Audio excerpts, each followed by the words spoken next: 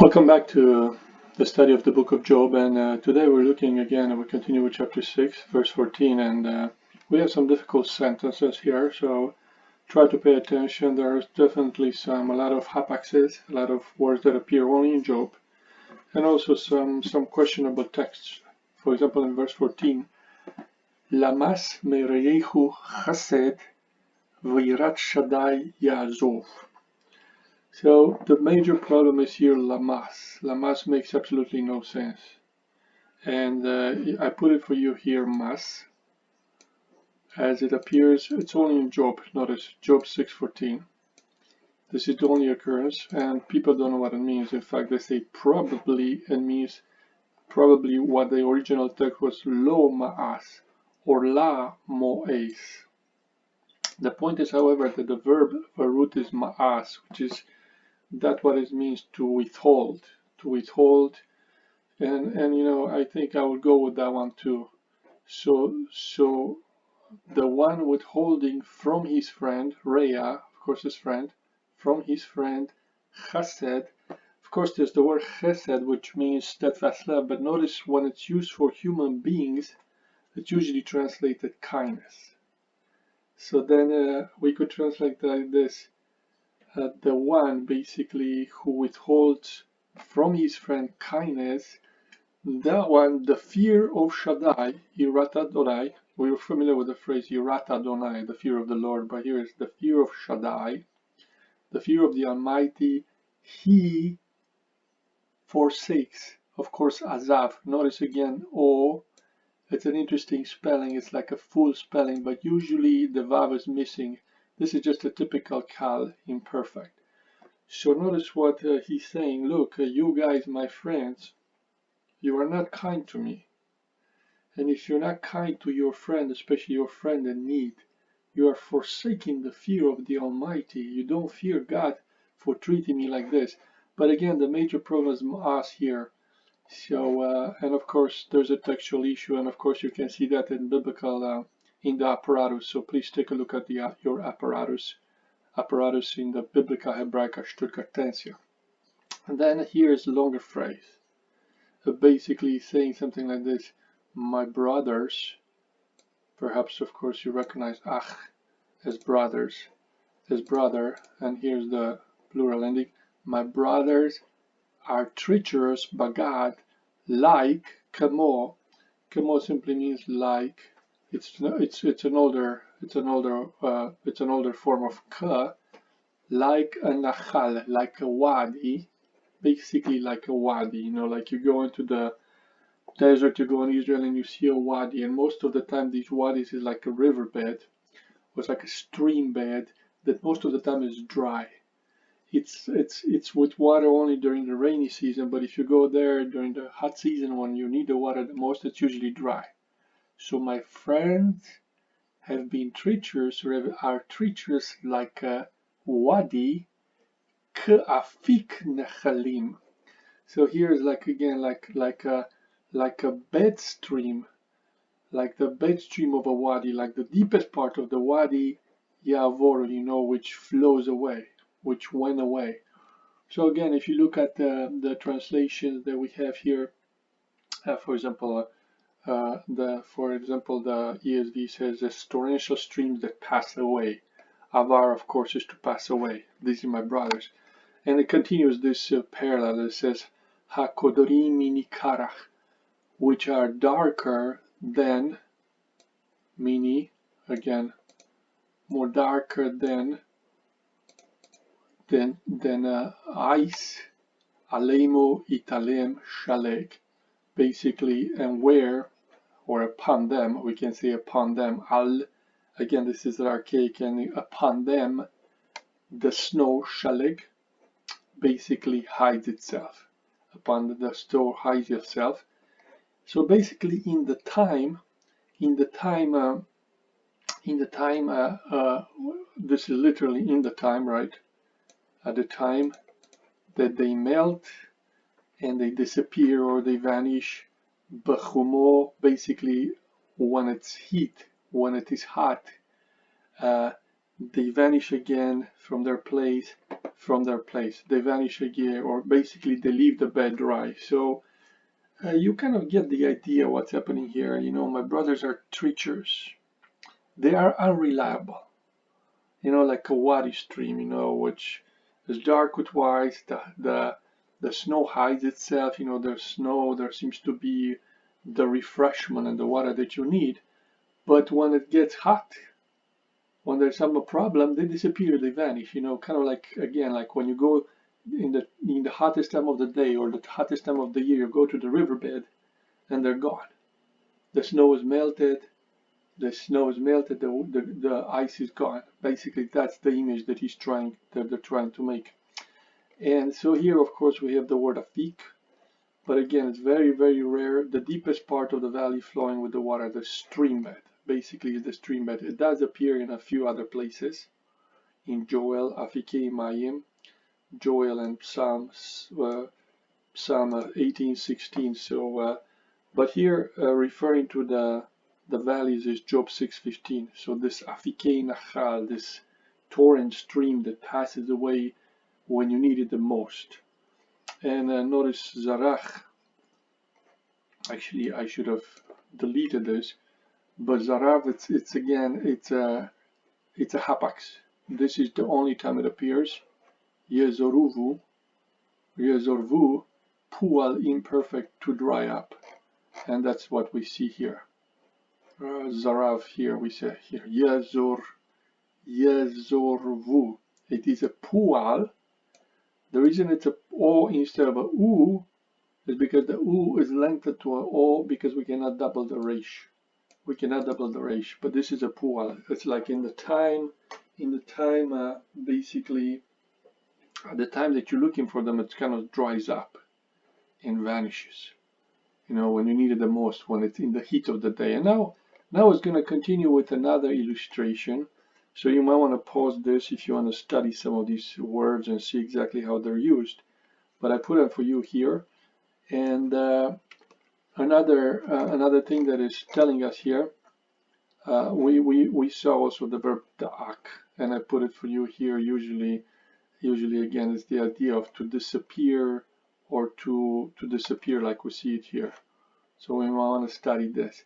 But now Job is going to move to another image, and I'm just going to put it on the next page for you. So another image, and it's very similar. Now it's going to use to the image of a caravan. So notice what it says here. Ilaftu orchot darkam yalu batohu vayovedu. So now we have some new verbs here, but usually this is translated, this is agreement. So basically we have these new words, orchot, and we see here orchot. Usually this is very similar to the word for path, but it doesn't make sense to translate path here because you have now derek here, derek. So again, if you look it up in the lexicon, you will find that this is usually translated caravans. And again, there's not orcha, but notice when you see the star here, orcha means that it simply means that the word is hypothetic because it doesn't appear. It only appears like this, caravan, and maybe there has maybe the original was charano, but this is in a cognate language. But notice here, Job 6:18, probably this is what it means, a caravan, a traveling company. So we go back to here. So basically it says here that the caravans turn aside, lapat, turn aside from their ways. They go up, the verb ala, they go up, batohu, and this of course batohu reminds you of the word tohu vabohu, like the idea of waste. They go up in the waste and they perish. Why are the caravans perishing, right? Because you know they don't have water, they don't have what they need. They needed the most at that time. Notice here, Hivitu orchot teima. So here it's talking about the caravans of Tema. They look. The verb here, of course, is nabat. It's a hifil. So basically, the caravans of Tema, they look. they looked, or they looked. Halikot Sheba, Halikot is actually a parallel to Orchot. So it's like, again, a traveling company. Notice it's probably related to the word halach. But again, if you look it up, and I have it for you in the notes here, you can see that it's very, very rare. So let me actually show it to you right now. So notice halika. Again, it's hypothetic because it doesn't appear in this form, but we do have it in later Jewish Aramaic. Halikta, departure caravan. And of course, we do have it here, caravans in Job 6:19, probably from parallel with Orcha. We also have it as a procession. So the idea is basically a bunch of people who are walking together, like a caravan, like a traveling company. A traveling company, like a caravan. So the caravans of Tema look, and then these travelers of Sheba, kivu lamo, kivu. Kava, it's a very important verb. It appears many times in Proverbs and in other books. Kava with a he at the end, it's a PL, clearly a PL here, is the idea they hope. They hope kind of in them. They hope to see something. The travelers of Sheba hope in them. It's not clear exactly in them what it is. They have hope in them. Probably they hope to find the water, they hope to find those nachals, full of water. But now it's what happened. Boshu ki batach. They are ashamed, bosh, that's the word. They are ashamed because they were confident. Usually this also means to trust, because they trusted, they were confident. They were confident that they were going to find something. Ba'u, of course we're familiar with this verb, bo. They come to it, to the wadi, but again they are ashamed. So I put this line here because it's very similar verbs. Both mean to be ashamed.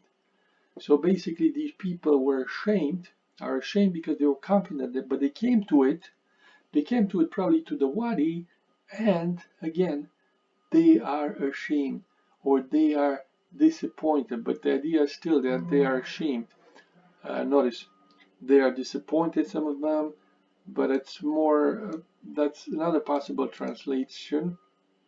Notice, they are frustrated.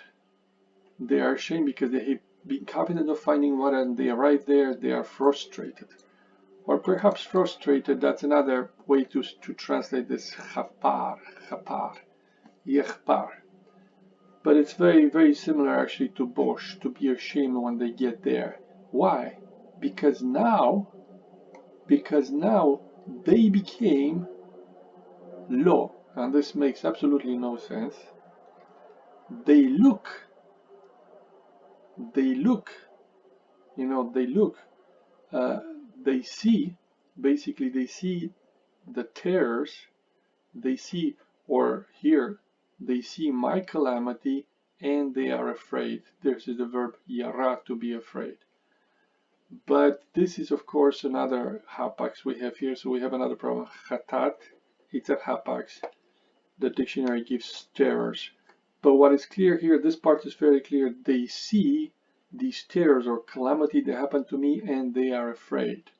Again, they see my calamity supplied here by the ESV, but they see calamity, or they see the terrors, my terrors, and they are afraid. But this is, of course, the difficult part to translate.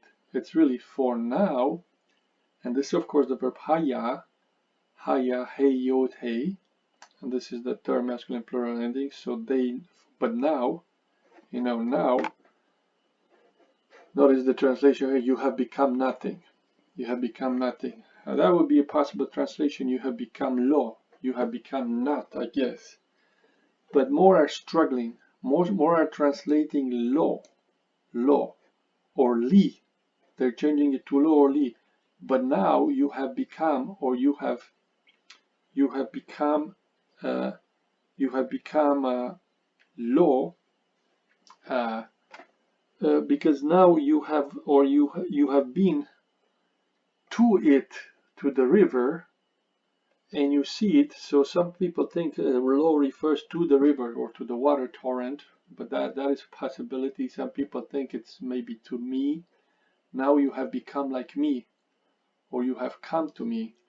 Again, a very, very difficult to translate. Notice other possibility of translation. When you see something dreadful, you are afraid. So this is what you have now become to me, or now you have become to me again. To me, if you take the Lee translation. Now you have become to me, or for this is basically what you have become to me. You have become to me like a disappointment.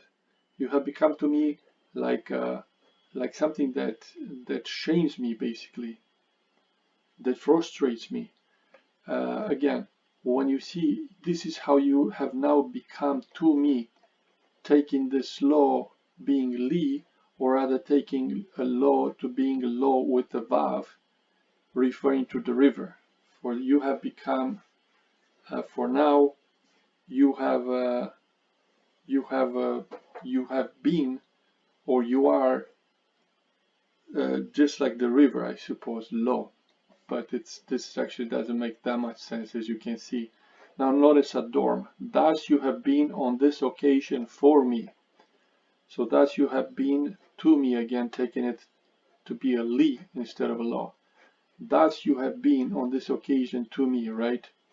So you are overcome by terror and are afraid. Again, this is a little bit interpretative. Literally is this: you see terrors and you are afraid. But despite the difficulty in translations, what is clear here, I think, for everybody is that basically Job is saying, look, I'm just as disappointed in you just as a caravan, who's going through a difficult time, is going through the heat, and is hoping to find something, but instead of finding something, they are ashamed of their confidence because they have turned out to be a disappointment. They have not helped them. Just like caravans who are looking for water when the heat comes, when the problem comes, and they don't find anything and they perish. That's how Job feels about his friends. He's disappointed. But again, it just shows us the difficulty of the Hebrew and also how many hapax words we have. So again, we saw halika, and the rest I think are a little bit easier to understand. There are not that many words. But now I will spend just a little bit of time on this. Now Job puts a question, and we have the question, the interrogative marker. So basically it's saying this: ha, ki amarti. Basically, ki obviously it doesn't seem to be translated by many, but you can almost leave it out of the translation. So, or you could say indeed. Have I indeed said? Have I indeed said? Amarti, of course, it's easy to parse, the verb amar. Have I indeed said, havu li, give to me? Of course, this is plural. Havu is just a form. It's just like the verb natan, but it appears usually. I think it appears in poetry, and I think it appears also in Aramaic. But havu li is basically give to me. So give to me, or make me a gift. I think it's again interpretative. And from your health, shichadu badi, basically from your health, but literally from your power. But here power understood by most as being like wealth. From your wealth, shichadu, it's like to offer a bribe. So basically offer a bribe ba'ad, basically on my behalf, or of course for me. Have I said that? Have I asked for anything from you? Have I asked anything from your wealth? Give me a bribe or give me something like that. So and it continues. Or have I said, again the interrogative continues from here. Or have I said basically you redeem me. Redeem me. This looks like a PL imperative, and with ending me, malat. So have I said redeem me and redeem me from? Of course, we see this me from the hand of the adversary, the Tsar from the adversary, and from the head of Aritim, Tifduni. Again, same idea. Or have I said, or have I asked you that you redeem me? Again, these are very similar verbs, malat and pada. This is pada with hay. So here, if I was to draw, you are dealing with some very, very, very similar verbs, pada and malat. So basically, have I asked you to redeem me from the hand of the adversary or from the hand of those who are rootless? Adversary, who's this adversary? This adversary, this Tsar, probably, of course, it's God, right? This is something that you want to think about when we discuss about the interpretation.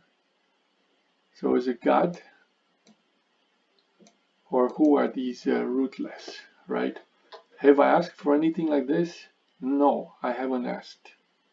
I guess this is a rhetorical question, and the answer, of course, would be no, you didn't ask. But now what I would like you also to spend some time, and this I didn't continue to teach, I didn't continue to translate, but look especially at the rest of the verses, but especially pay attention to this this particular section. If you want to pay attention, this is very interesting because it's showing us that a little bit this is a context of wisdom.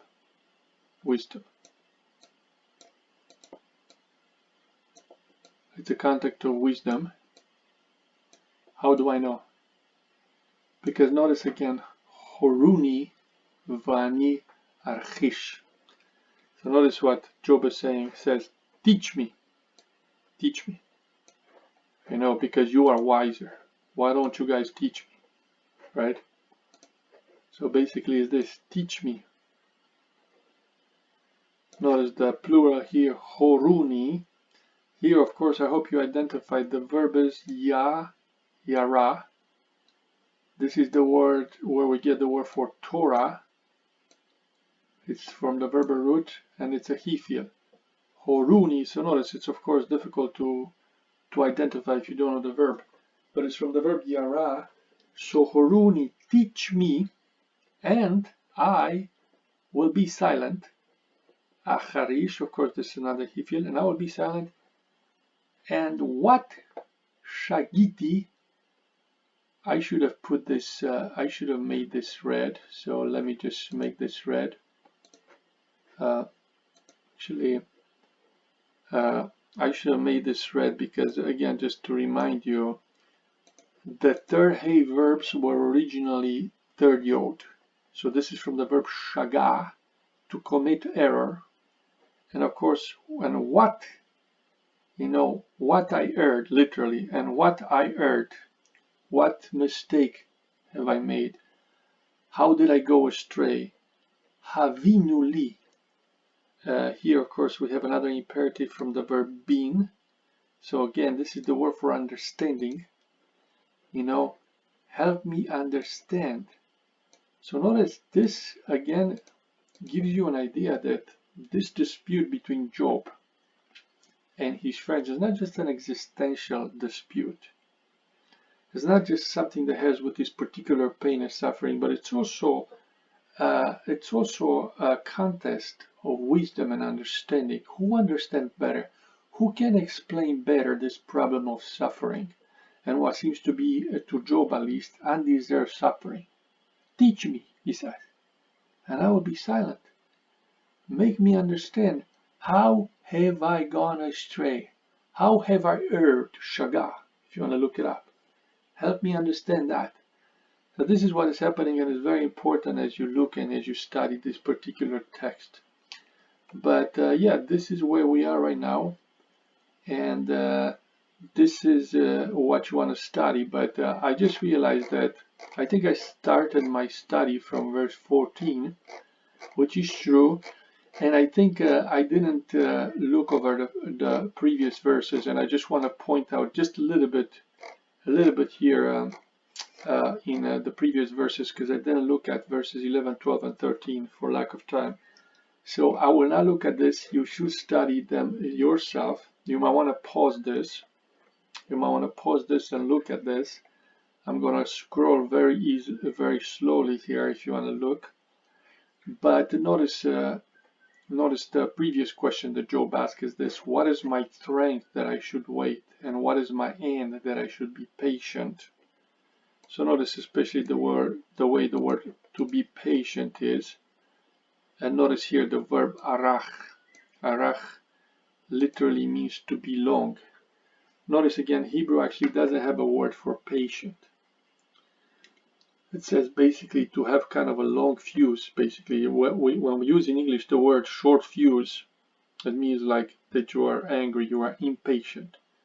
Now in Hebrew, the word to be patient is like basically that you have a long nose, almost like a long fuse, you could say. It takes me a long time to get impatient, and we see that in the way that this verb is used. Please look up this verb arich, arach, nafshi. And here again, there's nothing major, but the one I want to draw attention is to Shia, because again, notice this is a question mark. And here, notice in this particular section, you will notice that a lot of question marks are marked by im. But what is interesting in 13 is that it's both ha and im. Ha, im. So basically it says here, have I any help in me?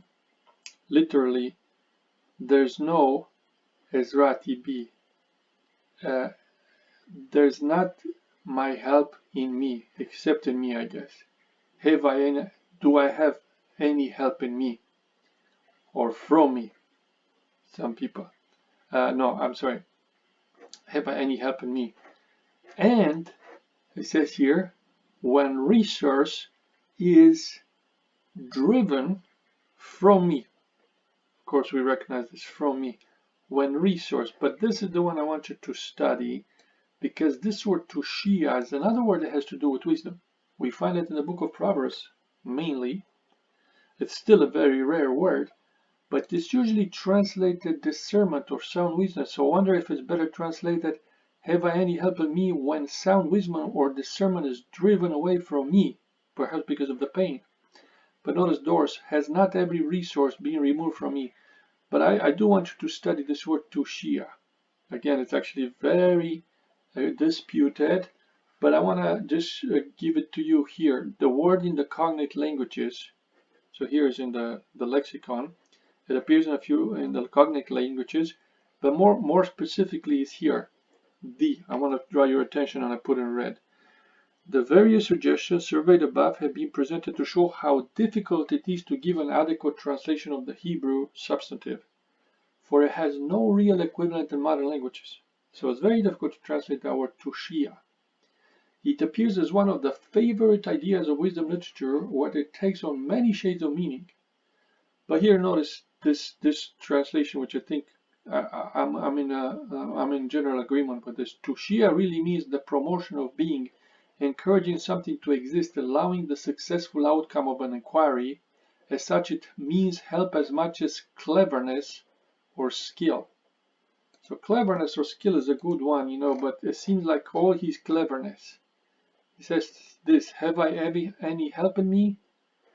When resource or when cleverness has been removed or driven away from me. So this is what seems to be the problem.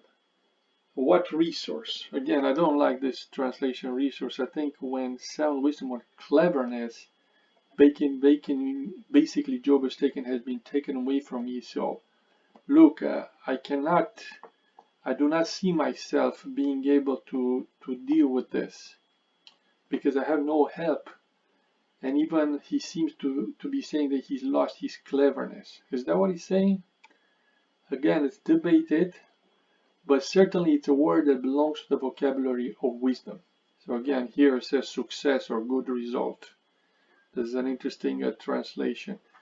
But we noticed, and here I want to just point it out to you and then I'll let you go, that if you look at it, especially in this section where it gives you some parallels, notice the parallels to Shia in the book of Proverbs. So notice here, he stores up, Proverbs 2:7.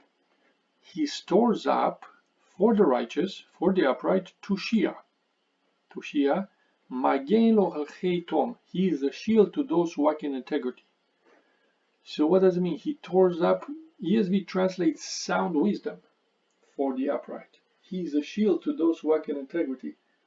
Is it success or is it sound wisdom? Another verse that might be more useful because now it's in a parallel with Eitzah, which means counsel. Notice what wisdom says. Wisdom says about herself in Proverbs 8:14. Wisdom talks about herself and says, I have counsel and sound wisdom. I have insight and I have strength. So what is interesting here is the counsel seems to be in parallel with Bina. So counsel and understanding, strength, and Tushia. So here again, this ESV translates sound wisdom, but I would say from the parallel with Gebura, it's more than sound wisdom. It's like something of wisdom. It's kind of like a skill that guarantees an outcome. It's like some practical wisdom, some practical skill that guarantees me a good result or success. Again, this word cannot really be translated in English, but this is, I think, what it's saying. Have I any help in me? When basically, this has been taken or removed from me, this wisdom that guarantees me success, that guarantees me that the outcome will be good. I think this is the idea. All right, thank you. Please study hard this chapter 6 and especially think about the response of Job. You might want to read also Job 7 in English. God bless.